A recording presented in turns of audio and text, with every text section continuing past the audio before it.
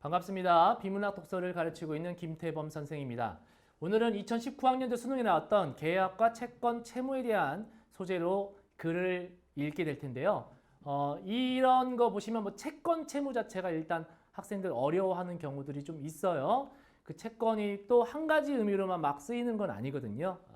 그래서 항상 제시문에 주어진 내용에 맞춰서 제시문에서 개념정의 내려준 거에 맞춰서 접근하고 이해하시면 좋을 것 같습니다. 첫 단락입니다. 사람은 살아가는 동안 여러 약속을 해요. 계약도 하나의 약속이죠. 하지만 이거는 친구랑 뜻이 맞아서 주말에 영화 보러 가자 라고 하는 그런 약속과는 계약은 좀 달라요. 주말에 영화 보러 갈 때마다 친구랑 계약하진 않잖아요. 그죠? 일반적인 다른 약속처럼 계약도 서로 의사표시가 합치하여 성립해요.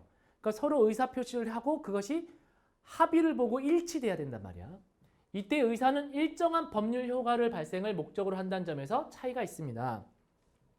이게 무슨 얘기냐면 약속도 그렇죠? 계약과 비슷한 면이 있지만 계약은 다른 약속들처럼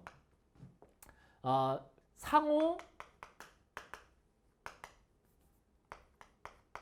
의사표시를 하고 그것이 서로 합의하고 일치해야 된단 말이야. 부합하고 맞아 떨어져야 된단 말이야. 그런데 그 의사표시의 그 의사라고 하는 것이 일정한 법률 효과를 발생한다.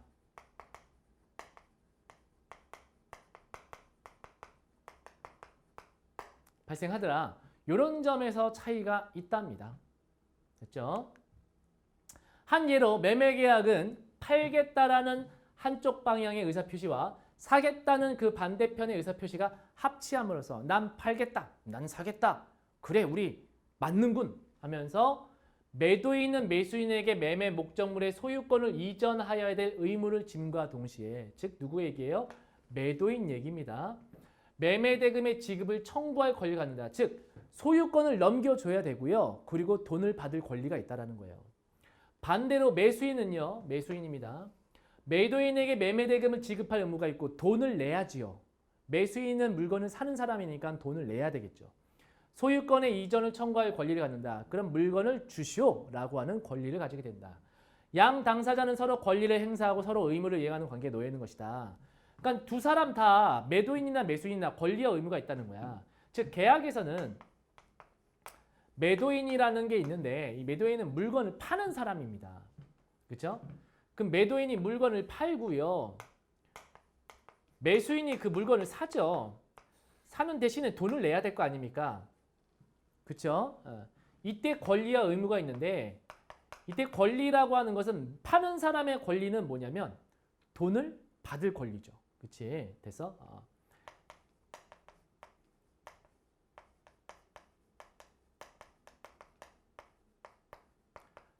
돈을 내라고 요청할 권리가 있다는 겁니다.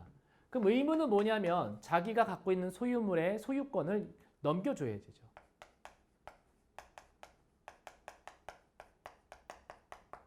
됐어요? 그러면 매수인은 뭐냐? 매수인의 권리는 물건 달라 라고 할 수 있는 권리가 있다는 겁니다.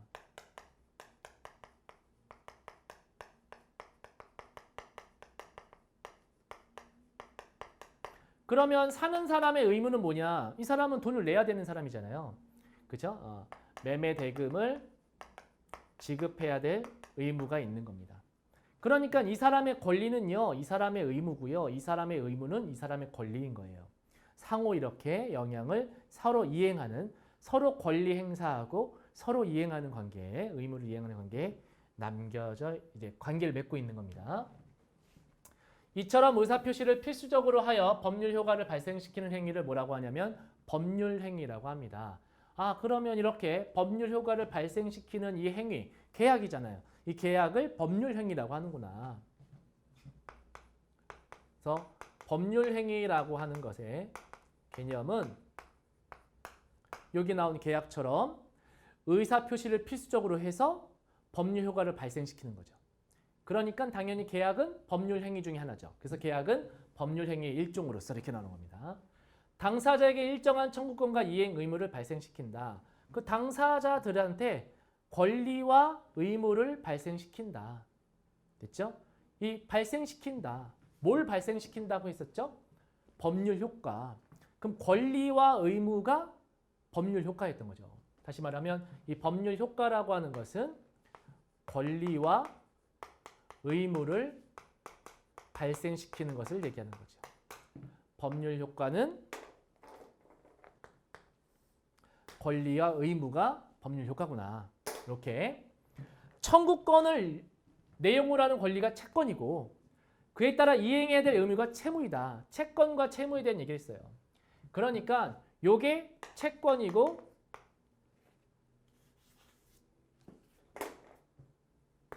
요게 채권이고 요게 채무다. 요 얘기를 해준 겁니다. 따라서 채권과 채무는 발생한 법률 효과가 동전의 양면처럼 서로 다른 방향에서 파악되는 것이라고 할 수 있다. 그러니까 매도인의 채권과 매수인의 채무는 같은 얘기지. 이제 방향만 다른 것뿐이고요. 매도인의 채무 내용과 매수인의 채권 내용도 방향만 다를 뿐이지 비슷한 내용이죠. 채무자가 채무의 내용대로 이행하여 채권을 소멸시키는 것을 변제라고 한다. 변제 개념이 뭐냐면 채무자가 의무를 해야 되는 사람이 채무자잖아요. 매도인의 채무는 소유권 이전이에요. 소유권 이전했어. 자기 의무 다 했어. 매수인 대금 지급했어. 자기 의무 다 했어. 그럼 물건 넘기고 돈 줬어. 서로가 의무를 다 했잖아요. 그럼 이제 뭐라고 한다? 변제라고 한다. 그러면 변제라고 하는 개념은 서로가 상호가 채무를 이행해서 더 이상의 채무가 없을 때, 그치? 그때를 변제라고 한다. 자, 이제 예를 들어 드릴 겁니다. 갑과 을은 을이 소유한 그림 A를 갑에게 매도하는 것을 내용으로 하는 매매 계약을 체결하였다. 라고 했으니까 자, 을이 소유한 그림이니까 을은 그림을 갖고 있는 사람이잖아요. 그래서 그림을 파는 사람인 거죠. 매도인. 그러면 갑은 그걸 그림을 사는 사람이잖아요. 매수인. 이렇게 되죠. 이렇게 된 겁니다. 그러면 여기에 이렇게 집어넣을 수 있겠네요. 매도인이 을이고 매수인이 갑이겠구나. 그렇죠?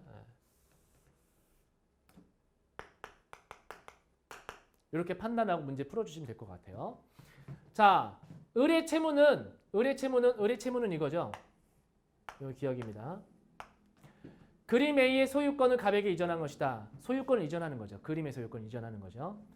동산인 물건의 소유권을 이전하는 방식은 그 물건을 주면 되는 거예요. 그 움직이는 재산이잖아요. 주면 되는 거죠. 그림 주면 됩니다. 갑은 그림 A가 너무나 마음에 들었기 때문에 그것을 인도받기 전에 대금 전액을 금전 지급했다. 근데 갑은요, 바보처럼 이걸 다 줘버렸어요. 그림 받기 전에 이걸 먼저 줘버렸어요. 그러니까 채무 이행을 한 거죠. 먼저 이행을 해버렸어요. 근데 갑이 아무리 그림 A를 넘겨달라고 청구하여도 소유권 이전하라고 청구하여도 을은 인도해주지 않았다. 소유권 이전 안 해준 거예요. 이런 경우 갑이 사적으로 물리력을 행사하여 해결하는 것을 엄격히 금지한다. 그럼 이 사람들이 사적으로 찾아가가지고 물리적으로 강제적으로 뺏는 거라든지 폭력을 행사하면 안 된다는 거예요. 당연하겠죠. 그치? 네. 내가 무서운 사람들 좀 아는데 좀 불러줄까? 뭐 이렇게 하면서 협박해도 안 되는 거예요. 채권의 내용은요. 민법과 같은 실지법에서 규정하고 있고요. 법에서 일단 규정하고 있어요. 그것을 강제 실현할 수 있도록 민사소송법, 민사집행법 같은 절차법이 갖춰져 있는 게 채권의 내용이에요. 그러니까 결국은 채권이라고 하는 것은요. 채권이라고 하는 것은 일단 첫 번째가 실체법에서 예를 들어서 민법 같은 거 실체법에서 이제 이미 그 채권의 내용이 규정되어 있어요. 그죠? 채권이라는 게 있다. 이 채권은 이런 내용을 갖고 있다. 이미 여기서 민법에서 이미 규정을 하고 있고요. 그 다음에 민사소송법이나 민사집행법 같은 절차법도 있어요. 절차법에도 갖춰져 있는데 뭐 민사소송을 건다든지 뭐 민사집행을 한다든지 그와 관련된 법률 안에 법률들을 절차법이라고 하는데 이런 걸 통해서 이제 강제 실현시킬 수 있죠. 그러니까 사적으로 물리력을 행사하지 말고 법에다 맡겨라. 법에 이미 내용이 정해져 있고 그리고 강제 실현도 할 수 있게끔 되어 있다라는 겁니다. 갑은 소를 제기하여 소송 걸어서 판결로서 자기가 가진 채권의 존재와 내용을 공적으로 확정받을 수 있고 존재와 내용을 공적으로 확정받는 건 민법과 같은 실체법에서겠죠. 그럼 실체법을 통해서 확정을 받고요. 나아가 법원에 강제 집행을 신청할 수도 있다. 그럼 강제 집행은 뭐 하는 거예요? 민사소송법이나 민사집행법 같은 절차법에 의해서 강제 집행도 할 수가 있게 되는 겁니다. 강제 집행은 국가가 물리적 실력을 행사하여 채무자의 의사에 구애받지 않고 신경 안 씁니다. 그죠? 채무자 여기서 을 얘기죠. 그림 넘겨야 되는 사람. 이 사람 의사 구애받지 않고 채무 내용을 강제 실현시켜서 채권이 실현되도록 이 사람의 채권이 실현되도록 하는 거죠. 강제 이행시켜서 이 사람의 채권이 실현되는 거죠. 소유권 이전이 이루어지게 되는 거죠. 그런 제도입니다. 강제 집행이. 근데요. 잘 알아보니까 을이 그림 A를 넘겨주지 않은 까닭은 소유권 이전이 안 된 것은 갑으로부터 매매 대금을 받은 뒤에 을이 잘못해가지고요. 불이 나서 그림 A가 타락해서 없어졌어요. 그러니까 그림이 없어졌어요. 불타버렸네. 예. 동산이 사라져버렸네. 그러니까 자신의 채무를 이행할 수가 있어요? 없어요? 없어요. 채무는 이행 불능이 되었다. 넘겨줄 그림이 있어야 넘겨주겠죠. 근데 넘겨줄 그림이 없어서 이 사람의 과실로 인해서 얘가 사라진 거예요. 소실된 거예요. 이런 상황이 벌어진 겁니다. 소송을 걸어도요. 불능의 내용을 이행하라는 판결을 나올 수가 없는 거죠. 뭐 이제부터 그림을 다시 그려봐라. 뭐 이럴 수도 없잖아요. 그렇죠? 그림 A의 소실이 계약 체결 전이었다면 그럼 이 사기꾼이지. 그림도 없는데 그림 다 불타버렸는데 계약을 맺었다면 사기꾼이죠.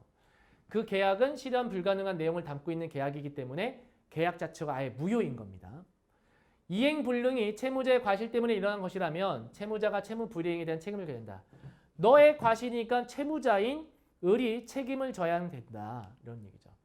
이때 채무 불이행은 갑이나 을의 의사표시가 작용한 것이 아니라 매매 목적물인 그림의 소실에 따른 이행 불능을 말미암은 것이다. 이러한 사건을 통해서도 법률 효과가 발생한다. 자, 다시 말하면 뭐냐면 법률 효과가 발생이 된대요. 채무 불이행에 대한 책임은 갑으로 하여금 계약을 해지할 수 있는 권리를 갖게 한다. 자, 법률 효과가 뭐라고 했어? 권리와 의무, 채권과 채무라고 했잖아요. 그러니까 지금 이렇게 사라져버린 상태에서도 법률 효과가 나온다는 건 어떤 권리나 의무가 나온다는 건데 이때 어떤 권리를 갖게 하는데 그게 뭐냐? 갑이 계약 해제권을 행사하면 이거죠. 계약 해제권을 가질 수 있게 되는 거죠. 이것도 뭐로 보셔야 돼요? 법률 효과가 발생한 걸로 봐야 되는 거지. 그때까지 유효했던 계약이 처음부터 효력이 없는 것으로 된다. 그러니까 이게 소실됐어. 그러면 얘는 소송을 걸어도 그림을 받을 길이 없어요. 그럼 일단 계약을 파기해야 돼요. 그래서 계약 해제권이라는 게 생깁니다. 라는 권리가 생기죠. 이때 계약 해제는 일방의 의사표시만을 성립한다. 왜냐하면 우리 계약이라는 게 상호 의사표시인데요. 근데 계약 해제는 일방 의사만 표시해도 되는 거죠. 그죠? 얘한테 꼭 합의를 할 필요가 없습니다. 따라서 갑이 해제권을 행사하는데 을의 승낙은 요건되지 않습니다. 이런 걸 뭐라고 한다? 단독행위라고 한다. 아하, 계약 해제, 이런 계약 해제를 뭐라고 한다? 단독행위라고 한다. 일방의 의사만 표시하는 걸 단독행위라고 한다. 갑은 계약을 해지하였다. 이로써 그 계약으로 발생한 채권과 채무는 없게 된 겁니다. 계약이 없어졌으니까 채권도 채무도 없어지죠. 당연히 계약의 양 당사자인 갑과 을은 자신의 채무를 이행할 필요가 없죠. 이미 이행된 게 있다면 계약이 체결되기 전의 상태로 돌려놔야 돼요. 이를 청구할 수 있는 권리가 원상회복 청구권입니다. 계약을 해지하니까 갑은 원상회복 청구권을 행사할 수 있으며 이러한 갑의 채권은 결국 은행에 매매 대금을 돌려달라. 나는 이미 돈을 줬는데 원상회복해달라라고 청구할 수 있게 된 거죠. 그래서 하나 더 나오는 거야. 계약 해제권과 더불어 니은에서 원상회복 청구권을 요구할 수 있게 되는 거예요. 그래서 매매대금 반환이죠. 내가 줬던 돈 돌려줘.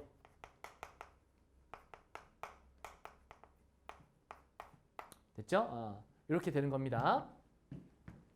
자, 그러면 우리가 이제 계약과 뭐 단독행위, 법률행위, 법률효과 등등의 개념들, 변제 이런 개념들 봤고요. 이제 일치불이치 들어갑니다. 이때 잘 보셔야 될 게 실체법에는 청구권에 관한 규정이 있다라고 했는데 청구권이라는 것도 하나의 뭐예요? 채권이잖아요. 채권의 내용이 어디에 규정되어 있어요? 실체법에 채권의 내용은 실체법에 규정되어 있으니까 1번은 적절한 겁니다. 2번 절차법은 강제집행제도가 마련되어 있다. 절차법에는 강제집행제도가 마련되어 있죠. 3번 법률행위가 없으면 법률효과가 발생하지 않는다. 자, 법률행위가 없음에도 불구하고 법률효과가 발생하는 경우 있죠. 채무이행 안 했는데 이때 계약해지권 생기잖아요. 그렇죠? 채무이행을 해야지 법률효과가 이제 발생한 것이고 또는 상호 의사표시 해야 되는데 의사표시 없이 일방적인 의사만으로도 법률효과가 발생하니까 3번은 발생하지 않는다가 아니라 발생하는 경우도 있다. 언제? 단독행위일 때. 4번 강제 실현할 수 있다. 5번 실현 불가능한, 이행 불가능한 것을 하는 것은 무효다. 이렇게 볼 수 있습니다. 그렇죠? 그래서 정답은 3번이 되겠습니다. 자, 다음으로 17번 문제를 보시면요. 기억과 니은에 대한 이해로 적절한 것은 이렇게 물어보고 있습니다. 자, 기억과 니은이에요. 그럼 우리가 기억을 한번 되살펴보면 기억은 이제 소유권 이전을 해야 되는 을의 채무를 얘기하는 거고 그 다음에 니은은요. 니은은 갑이 그림이 소실됐다는 사실을 알고 계약 해제를 요구하고 자기 뜻만 보이면 되는 거예요. 단독행위 한 다음에 계약이 무효가 됐기 때문에 내가 낸 돈 돌려줘라고 하는 원상회복 청구권을 얘기하는 겁니다. 1번 기억은 매도인의 청구와 매수인의 이행으로 소멸한다라고 했는데 기억은 매도인의 청구가 아니라 매도인의 이행을 해야 되는데 이행할 수 없는 상태예요. 채무 불이행 상태입니다. 그래서 채무가 불능한 상태이기 때문에 이게 소멸할 수가 없어요. 채무를 다하지 못하기 때문에 그래서 1번은 일단 안 되겠고요. 이런 거 안 되는 겁니다. 다음 니은은 채권자와 채무자의 의사표시가 작용하여 성립한 것이다 라고 했는데 여기에서는 매매대금 반환 청구권이기 때문에 채권자인 갑이 계약 해지한 다음에 돈 돌려줘 라고 하는 거잖아요. 따라서 채권자인 갑이 자기가 돈 돌려달라고 얘기하면 되는 것이 채무자의 의사표시까지 필요한 건 아닙니다. 3번 기억과 니은은 기억이 이행되면 그 결과로 자 기억은 이행시킬 수가 없다고 했잖아요. 그림이 타버려가지고 4번 기억과 니은은 동일한 계약의 효과를 서로 다른 측면에서 바라본 것이다. 동일한 계약? 요 계약은 그림 넘기는 계약이었거든요. 그런데 이 계약은 이미 계약 해제권으로 인해서 없어졌습니다. 없어졌기 때문에 원상회복 청구권을 주는 거거든요. 따라서 동일한 계약의 효과를 서로 다른 측면에서 바라본다고 볼 수는 없습니다. 5번 기억에는 물건을 인도할 의무가 있고 그림을 넘겨야 될 의무가 있죠. 채무가 있습니다. 니은에는 금전 지급을 청구할 권리가 있다. 청구 권리가 있죠. 청구권. 금전지배 청구할 권리가 있다. 그러니까 얘는 5번이 정답이 되겠네요. 그렇죠? 자, 다음 18번. 자, 가의 상황에 대한 설명으로 적절한 것은 이라고 나와 있는데요. 가가 나와 있다라는 것은 앞부분 좀 같이 볼게요. 채무 이행 불능된 상태를 얘기하는 거거든요. 그림이 불타버려가지고 채무가 이행이 불능된 상태, 그 상태를 놓고 봤을 때 설명으로 적절한 것은 이렇게 물어보고 있습니다. 1번 을의 과실로 이행이 불능이 되어 갑의 계약 해제권이 발생한다. 을의 과실로 이행이 불능이 되어서 갑의 계약 해제권이 발동이 된다라고 하는 거니까 적절하네요. 그래서 1번이 정답입니다. 자, 갑은 소를 제기하여야 매매 목적이 된 재산권을 이전받을 수 있다. 불타버려서 이전받을 수가 없습니다. 소를 제기해도 이전받을 수 없습니다. 갑은 원상회복 청구권을 행사하여야 그림 A의 소유권을 회복할 수 있다. 그림 A 자체가 없어졌기 때문에 소유권 자체가 생성될 수도 없고 회복도 안 되는 거죠. 4번 갑과 을은 애초부터 실현 불가능한 내용의 계약을 체결했기 때문에 아니죠. 애초부터 실현 불가능한 건 아니었습니다. 계약이 끝나고 난 다음에 그림이 불타버렸기 때문에 계약 당시에는 이행이 가능했던 거예요. 자, 5번 을이 갑에게 그림 A를 인도하는 것은 불가능해졌지만 을은 채무 불이행에 대한 책임을 지지 않는다. 책임을 져야죠. 책임을 지지 않는다. 책임을 집니다. 그래서 원상 회복해야 될 의무가 있습니다. 그래서 매매 대금을 돌려줘야 될 의무가 있죠. 법률 효과 발생합니다. 자, 이렇게 보는 거고요. 그 다음 윗글을 바탕으로 할 때 보기에 대한 분석으로 적절하지 않은 것은 자, 증여라는 것이 나오는데요. 증여는 당사자의 일방의 자기 재산을 무상으로 상대방에게 줄 의사를 표시하고 상대방이 이를 뭐 해야 돼? 승낙해야 돼요. 승낙해야지 되는 계약입니다. 그러니까 쌍방의 의사 표시가 필요한 거죠. 증여자만 이행 의무를 진다는 점이 특징이다. 다시 말하면 증여자만 이행 의무가 있고 받는 사람 입장에서는 의무가 없는 거야. 보통 계약 같은 경우는 의무가 쌍방이 다 있잖아요. 근데 증여는 의무가 한쪽에만 있고 다른 쪽에는 없습니다. 유언은 유언자의 사망과 동시에 일정한 법률 효과를 발생시킨다. 법률 효과 발생시킨다는 것은 채권과 채무가 발생한다는 얘기죠.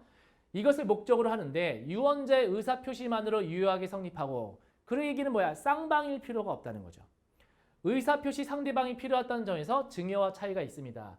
자, 다시 말하면 증여는 상대방이 승낙해야 되는 의사표시가 필요한데 유언은 그럴 필요가 없습니다. 그렇죠?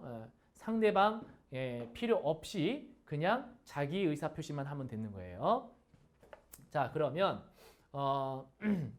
좀 지우고요.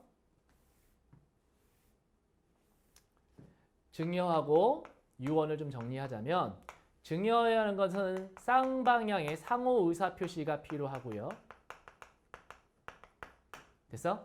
그 다음에 증여자만 채무 이행해야만 되는 겁니다. 그 다음에 유언이라고 하는 것은요. 유언이라고 하는 것은 법률 효과 발생하는 건 맞지만요. 유언자 의사표시만으로 그렇지?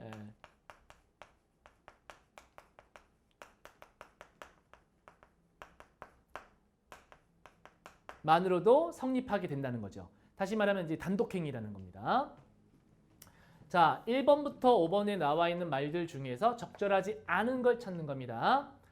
1번, 증여, 유언, 매매는 모두 법률 행위로서 법률 행위는 의사표시가 필요하고 그 다음에 법률 효과가 발생하죠. 법률 효과가 발생하죠. 의사표시를 요소로 한다. 이 의사표시하고 의사표시 필요하고 의사표시 필요하죠. 그렇죠? 1번 괜찮고요. 2번, 증여와 유언은 법률 효과를 발생시키는 목적이 있다는 점에서 공통된다. 얘도 채무가 발생했다는 건 법률 효과가 있다는 것이고 유언자도 의사표시만으로 통해서도 유언대로 실행되는 게 있죠. 자, 3번 증여는 변제 의무를 발생시키지 않는다는 점에서 자, 채무를 이행하면 뭐가 된다고 그랬어요? 채무 이행하면 변제가 된다고 그랬죠? 그러니까 변제를 의무를 발생시키지 않는다. 아니죠. 채무 이행해야 되기 때문에 변제가 발생합니다. 따라서 3번이 적절하지 않죠. 자, 그다음 4번. 증여는 당사자 일방만이 이행한다는 점에서 증여는 당사자 일방만이 의무를 이행한다는 점에서 양 당사자가 서로 이행관계를 갖는 매매와는 차이가 있고 5번. 증여는 양 당사자 의사표시가 서로 합치하여 성립한다는 점에서 왜냐면 승낙을 해야 되거든요. 받는 사람도. 그렇지? 의사표시 합치가 필요 없는 유언. 얘는 합치가 필요 없죠? 유언자만 가지고 있으면 되는 겁니다. 차이가 있어요. 그래서 적절합니다. 자, 그 다음 문맥상 A와 가장 가까운 것은 이제 A가 나오다 어떤 결과가 나왔다라는 얘기인데 어떤 결과가 발생했다라는 의미로 나왔기 때문에 1번이 정답이 되는 거고요. 부드럽게 나온다라든지 잘 안 나온다라든지 이게 부드럽게 나오니라고 하는 건 태도를 나타내는 것이죠. 어떤 태도로 대하니 이런 뜻이고 요거는 방송이 잘 들리나 들리지 않느냐 방송이 제대로 이루어지는가 이루어지지 않는가의 문제고요. 이 책에 나오는 담겨있는 책에 기록되어 있는 이런 의미로 쓰인 거겠고 그 다음에 많이 발생했다 배출했다 이런 개념으로 나오는 거죠. 그래서 방송 여부라든지 태도라든지 기록 여부라든지 또는 발생시켰는지 배출했는지에 대한 얘기와 결과가 좀 다르죠. 그래서 1번이 정답이 되겠습니다. 어휘 문제가 이렇게 한 문제씩 꼬박꼬박 나오잖아요. 그렇죠? 이런 문제도 너무 이제 그래도 2점이에요. 그러니까 너무 쉽게 생각하고 빠르게 대충 판단하지 않았으면 좋겠습니다. 문맥을 이용하든지 또는 문장 구조를 이용해서 판단하면 좋을 것 같아요. 그렇죠? 요거 한 자리 서술어입니다. 주어만 명확하게 있으면 돼요. 부사어 필요 없고 목적어 필요 없습니다. 알겠죠? 이렇게 접근하시면 좋을 것 같습니다. 다음 시간에 또 다른 강의로 찾아뵙도록 하겠습니다. 감사합니다.